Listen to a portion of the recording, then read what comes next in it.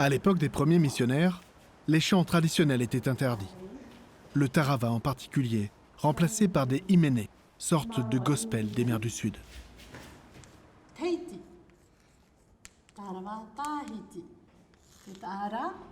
Ce qui se joue cet après-midi au sein de l'association Arioi a des petits airs de résistance. Car la langue tahitienne, elle aussi, s'est dissoute dans le temps. Beaucoup la disent d'ailleurs en sursis.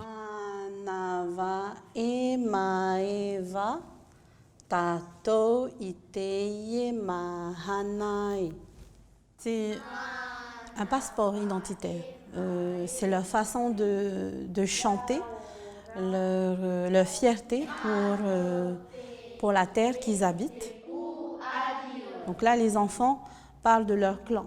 Ils viennent des Arioi, du centre culturel de Arioi, et ils vont déclamer leur identité géographique.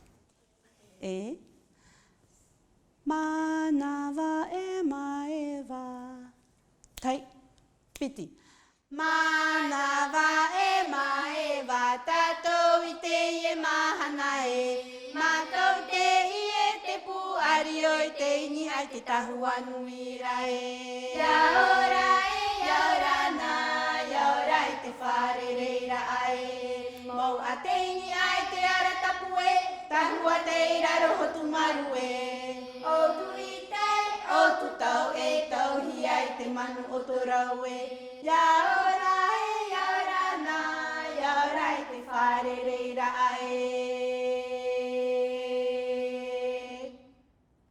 Moi, j'ai grandi avec ma grand-mère, j'ai eu la chance de grandir avec ma grand-mère et elle se rappelait encore les chants que son arrière-grand-mère ou ses arrière-arrière, parce qu'à l'époque on vivait longtemps encore, on vivait tous en communauté et en fait c'est des chants qui étaient chantés et gardés en secret dans les familles. Il ne fallait pas chanter trop fort parce que sinon si on t'entendait on te reportait au diacre ou à l'église.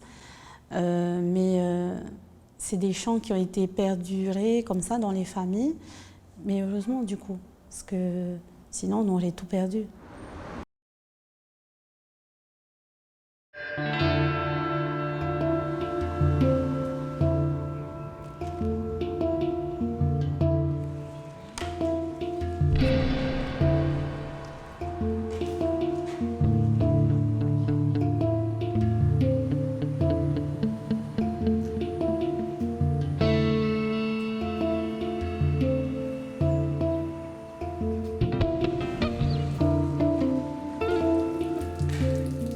Les images parlent d'elles-mêmes, on n'a pas besoin d'en rajouter.